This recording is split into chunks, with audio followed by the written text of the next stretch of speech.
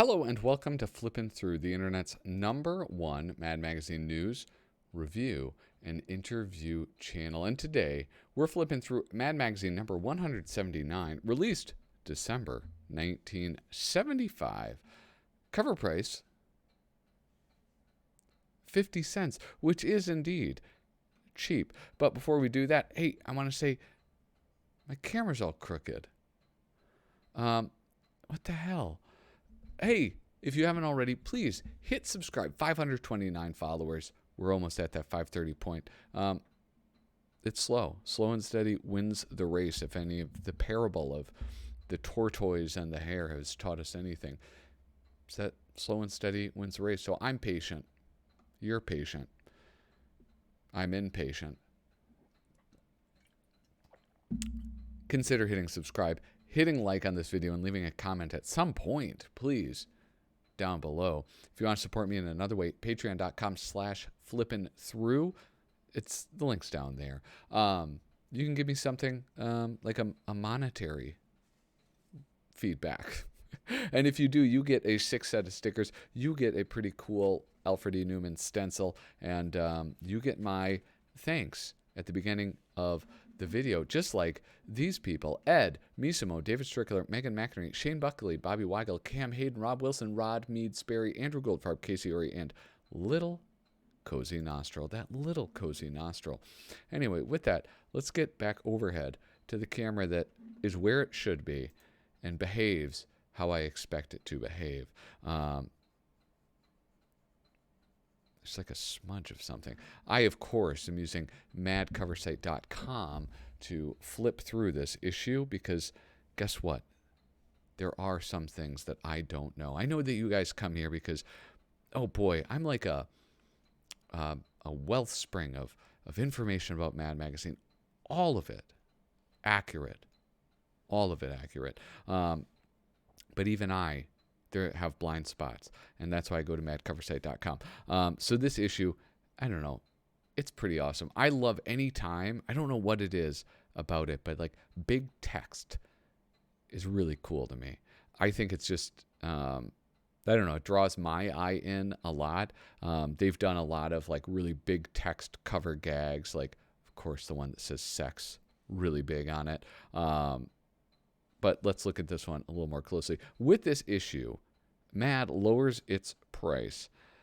The price typically being up here. Do I have an issue of MAD that I could use a reference? Anyway, mainly to here, 50 cents.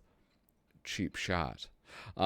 This is actually right before, I think a few issues before, maybe many issues before. I don't know. I was looking in my box, trying to pick this one out.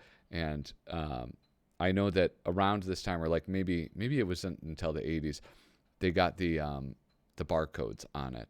And so some of the issues before that time and also after that time, to me, are all-time classics because they, I don't know, their cover game was really strong. And then they had fun with the barcodes. So this one, look, I have like this little thumbprint. It's like, I don't know. It's kind of weird. It's like a kid had some ink on their fingers and they left their little fingerprint there. I wonder if I could run it. I wonder if I had a cop friend, if I could run the fingerprint. And then I don't know. There's probably nothing that happens after that. Here we have Another Day in the Jungle, written by Don Edwing. Also, more, I don't know, I prefer Duck Edwing, and then drawn by George Woodbridge. George Woodbridge, like Aragones, very strange to see his stuff in color. How often do we get to see George Woodbridge art in color in Mad Magazine? Not very often. Let's look over in the well, let's appreciate this. Another Day in the Jungle. They're looking for the pig. What is that, an elephant? There, the elephant. It's kind of fun. I don't know. His stuff does look kind of nice, all colored.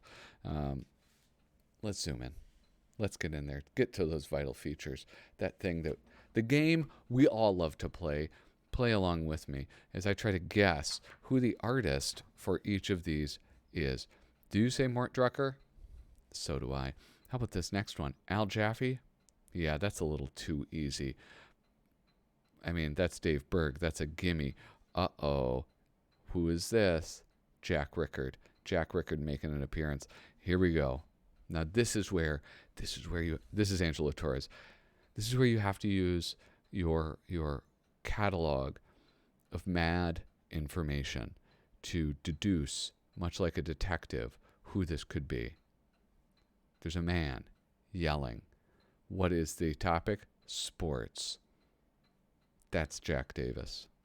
That's Jack Davis. He was the sports guy, right? Yeah, I am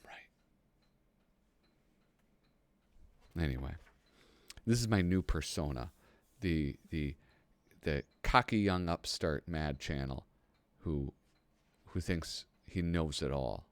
That's it. All right, let's see. Smoker versus non-smoker devices. Jaffe's devices for smoker versus non-smoker problems intrigued me. I installed his ceiling grid and attic blower exhaust system and his floor grid and cellar blower exhaust system in the same room. I gave a party, turned on both systems full blast, and all my guest clothes were sucked off. Finally, they forgot about smoking. Immediately. Thanks, Al Jaffe. How many mistakes can you find? Oh, this will be good. This seems like hate mail. Ian, how many mistakes can you find in this picture? I caught another glaring mistake. Mainly, you assigned it to the right artist. George Woodbridge organized a delightful street scene on all... Oh, man. These are all compliments. What the hell? That's not fun, guys. It's not fun. Go back in time. Please. There's a nice house ad with all of the, look at all the MAD books listed right there. Well, all of them at the time. We cannot be responsible for cash lost or stolen in the mails. Check or money order is preferred. Okay. Fun lady. What is this? Funny girl? That's what it is. This Barbara Streisand. Mort Drucker is the artist. Called it, because I'm a genius. Anyway.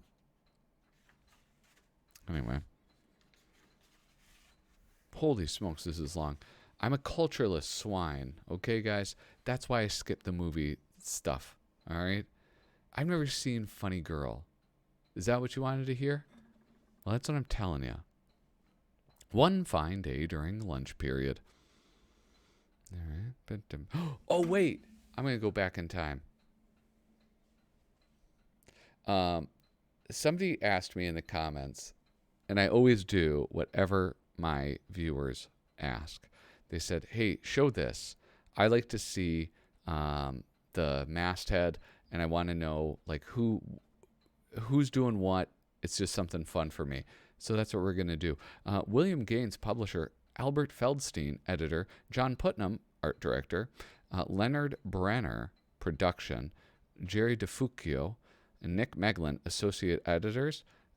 Nick Meglin eventually becoming art director, then editor? I don't know. Jack Albert, lawsuits. Gloria Orlando, Celia Morelli, Janet Serpico, David Frazier, subscriptions. Whoa, think of how nice life was when you have 4 people doing subscriptions. Contributing artists and writers, the usual gang of idiots. All right, now let's go back to those fatties at lunch. One fine day during lunch period. Boy, Piggy. Boy, Piggy, the science stuff is hard. Boy, Piggy, the science stuff is hard. I don't think I'll ever learn the answers to these stupid questions. Like question number 1, for example. Do noxious gases rise or fall when expelled into the Earth's atmosphere? Or question number 2. Oh, I like it. I like that one. I like this where he comes out of the panel. I think that's so cute. Whoop. Zoop. It's like, I got to figure out a new solution for this Zoom thing. Future no frills air travel gimmicks. Artist Al Jaffe, just like I called it. Let's zoom in. Frill-free standing room passengers. Cost-conscious travelers will be offered no-frills standing accommodations, which consists of flying erect from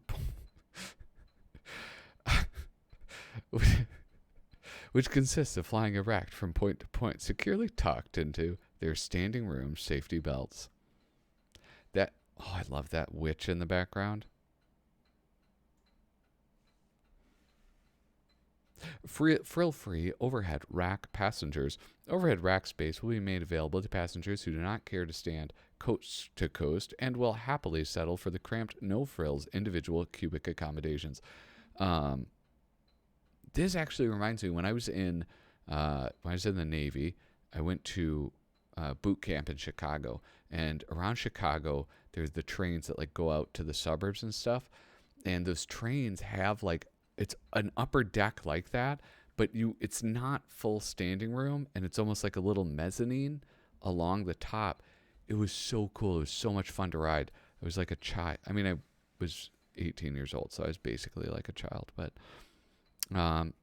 here we go. Frill-free rough ride treatment. Common air sickness trough for no-frills passengers will eliminate the need for expensive individual air sickness bags and will also eliminate cost of removing used bags. It does seem like actually more of a cost. Oh, look at that. I would love that. A short or like all of these, not all of these. Some of these actually seem like they might be improvements. Eating accommodations, like a short order cafe. How great would that be?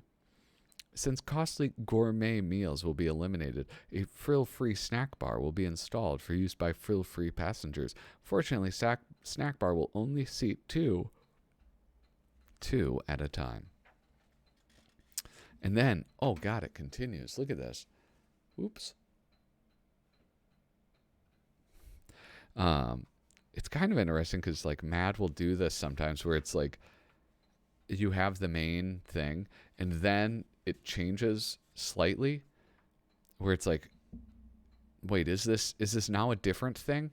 In addition to future no-frills air travel gimmicks, here are some other MAD ideas on how airlines can increase revenues and profits. Obviously, airlines lose plenty when 6 people fly jets that normally seat 365 and require crews of 18. With this new system, airlines will only use the equipment necessary to accommodate the exact number of passengers that show up.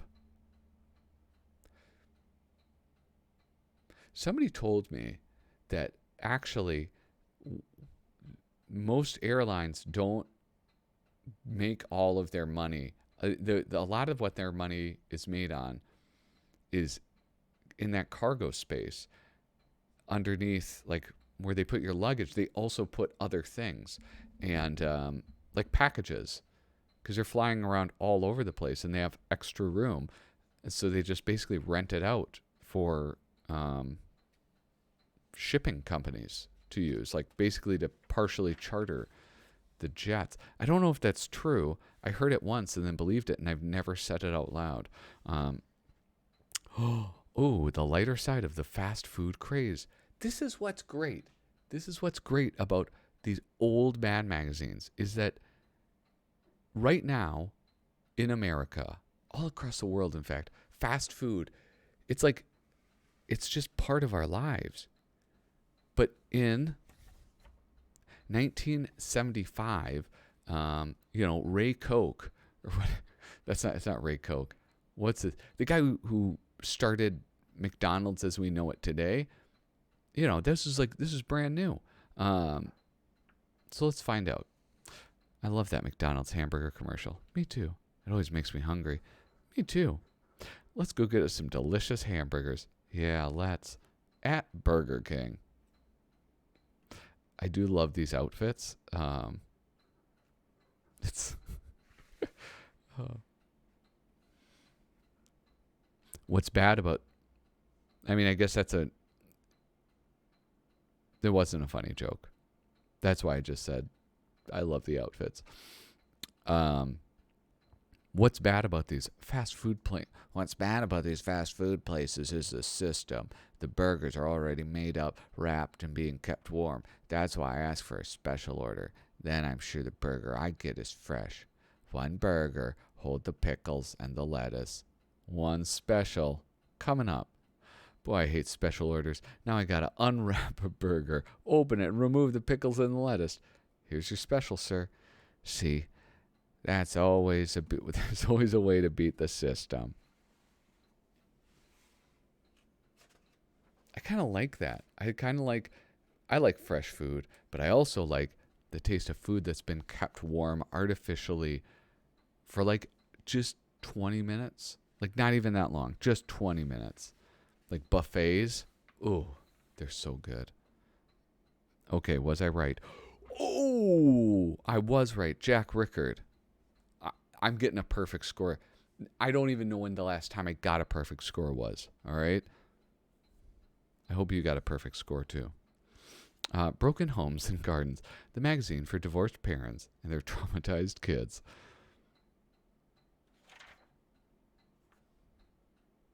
Okay. Let's read this.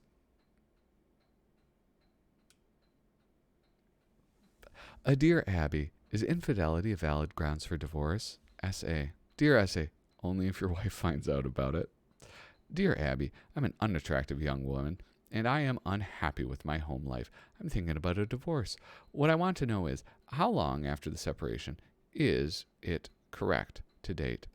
Dear CB, don't wait until after the separation. I'll call you tonight. If only my wish could come true. I know every child my age should be happy, but I'm not. Why not? Here, let me zoom out so you can actually appreciate the beautiful artwork by Jack Rickard. There we go. My mother pretends she's interested in me, but she's not. She's always too busy for me and only really likes me when I don't ask her for anything or bother her when she's on the phone, where she always is, and when she's not, she's out. And I have to answer when some strange man asks, is Hot Lips there? And I know he doesn't mean my sister, 'cause she's only 3.5, and her lips are sticky and gooky.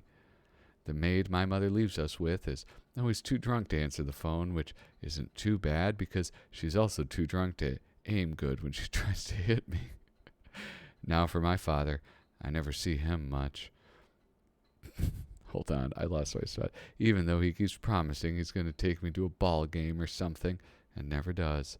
One time I tried to surprise him by visiting his office, but I only got him angry for scaring his secretary right out of his chair. You would think that a ritzy place with all those drapes and things could afford 2 chairs, so my father wouldn't have to share his. Maybe he's just acting poor to get my sympathy, and not have to give my mother money when she asks for it, which she always does. That's all they ever talk about, or actually scream about, but that's only when my father comes around, which isn't too much. Now for my wish. I really wish that my mother and father would get a divorce. You see, if they got a divorce, then maybe... Continued on page 89. Oh my God. I have to admit, this is somewhat depressing. So let us just drink in that beautiful Jack Rickard artwork and then appreciate the MAD's Obnoxious Sports Spectator of the Year, drawn by Jack Davis. Another feather.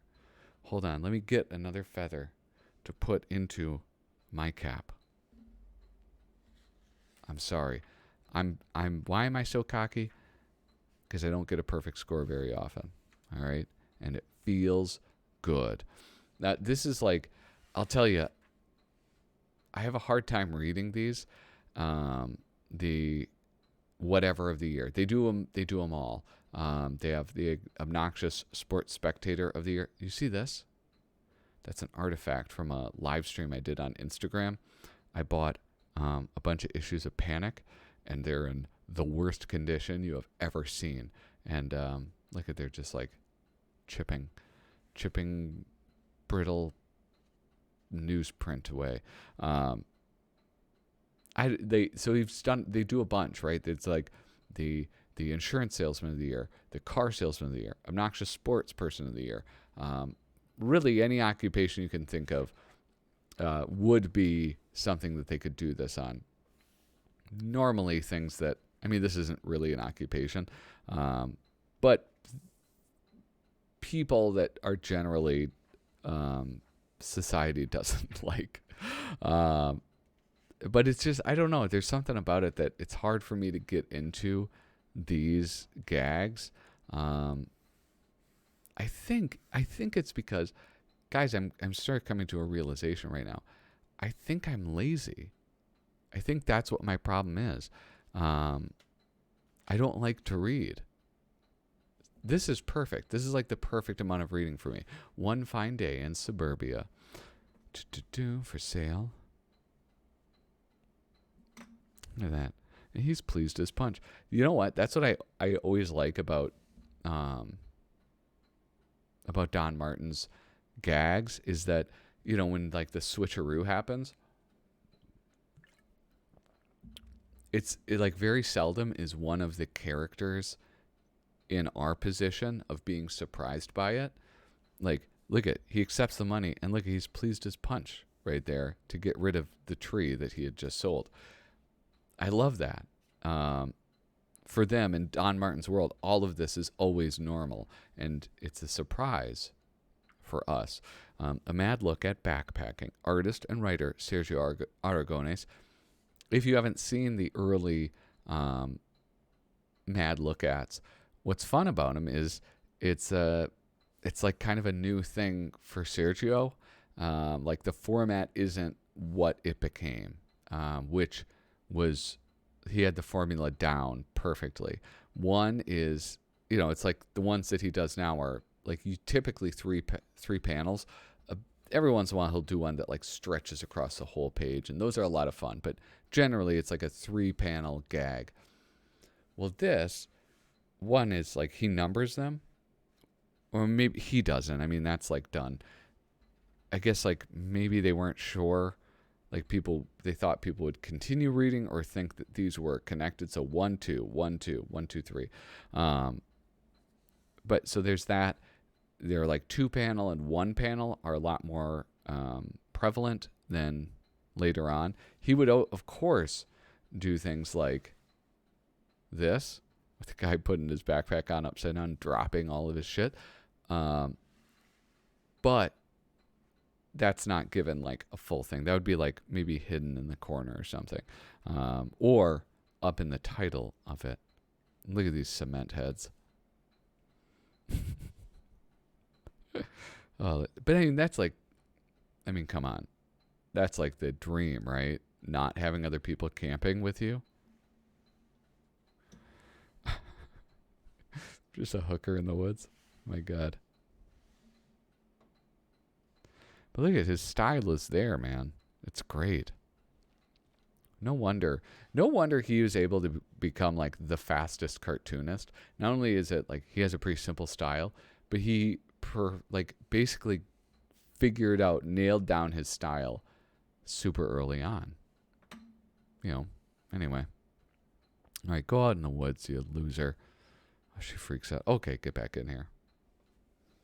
Ain't that the truth? That's how I feel about my own kids sometimes. I'm like, hey, you know what? Gain some freedom, gain some independence.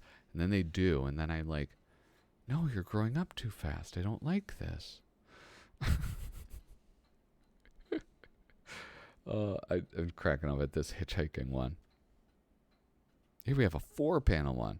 But yeah, you see, it's like, it's totally unpredictable. It's just like the length is however long he needs to make the joke. Yeah.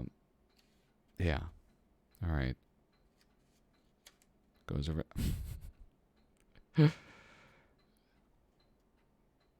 The opposite problem of the dirty, scummy hippies. Here is U.S. commemorative stamps that we will never get to see. Who did this? Bob Clark. 75th anniversary of the first obscene phone call. Martin Skaggs, Cleveland weirdo. Sal- saluting the U.S. immigration quota system. Holy fuck. Not for you, Gook. Oh my God. Linda Lovelace, commemorative $2. Deep blue. Linda Lovelace. Oh, I'm thinking of Ada Lovelace, the grandmother of computer programming. 10th anniversary of wife swapping. I have to like whisper that. Sounds like something I shouldn't say too loudly. Commemorating the success of the World Football League. The World Football League. That was probably some famous failure. Commemorating the first pollution of Lake Erie. 10 years of runaway inflation. Saluting the 200th Peanuts merchandising gimmick. Good grief, Charlie Schultz. Yeah, who's worse? Who's worse at merchandising? Charles Schultz estate or Kiss? Gene, what is his name? Gene Simmons. Gene Simmons or old Charlie Schultz. Which one is worse? Is there a Peanuts coffin? That'd be pretty sick. Total victory in Vietnam. Okay, but here's the thing. You guys know I'm a fan of Nixon, right? Now, if the goal was to stop the spread of communism into South Vietnam, wasn't it successful? That's all I'm saying, guys. All right, let's move on before I get controversial again. Who is this? Is this Prohias? Prohias. Spy versus Spy. Does this strike you as like surprisingly detailed? It just seems like, I don't know, maybe it's like the cross hatching on the snake, or like the little glare on the glass. It just seems like super detailed for Prohias. Spy versus Spy. They just feel normally so simple. Or just, I don't know, a lot less. What? Oh my God. This is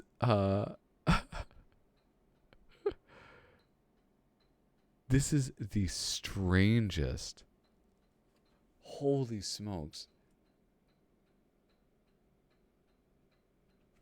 Okay, this has taken me a while to figure out. Okay, so the snakes didn't bang the chicken. It was raised by a snake. And so it can constrict. Oh my goodness. That is so strange. That has to be one of the strangest ones I've seen. Footnotes to football. Man, your hands are cold. Unnecessary roughness. Knocking the socks off. Boy, are you offside. It's not exactly an injury. And that's why they call him Broadway Joe. Broadway Joe Namath. See, I know some things. Angelo Torres. Boom. That rap. Shampoo. Look at that. Warren Beatty. Bro, this shampoo should have been that should have gotten first billing. Look at that. I honestly, maybe it's just because who doesn't love Warren Beatty? I don't know. I feel like this is actually visually, I kind of like this one a lot better than the one with Barbara Streisand. Babs. Wait, yeah, Babs, right? Isn't that what they called her? Yeah, I think I'm going to watch Shampoo this weekend. And here we have, one day while filming a World War II movie. It's Private Minnelli, sir. Coming this way on the double. Well, Minnelli, what do you have to report? There's a small patrol in the woods, sir. And a nest of krauts up on the hill. A nest of krauts? Cut. Anesta, you don't come until the next scene. Oh, I'm sorry. Boy, that Anesta Cross. She sure is lovely. Yeah, but dumb. I don't know about that one. When can you be guaranteed the very best weather? Now, guess what, guys? This one was already folded, so you're in for a treat. Oh, they didn't fold it properly, so I'll have to fold it. The very rare example of me folding. When can you be guaranteed the very best weather? After your vacation.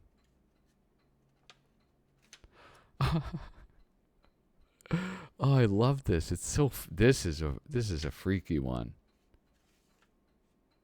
Oh my goodness. And then here, fish or fowl, a scene we'd hate to see. This is so disturbing. And they made the scene and photographed it. Oh, I love it. Anyway, hey, you guys, thank you so much for tuning in. Hey, if you, I'm going to say hey one more time. Hey, if you enjoyed this video, please give me a thumbs up. Leave a comment down below. If there's something I said that was incorrect, correct me. If there's something you want to see, let me know. Otherwise, though, thank you so much for watching. Toodaloo.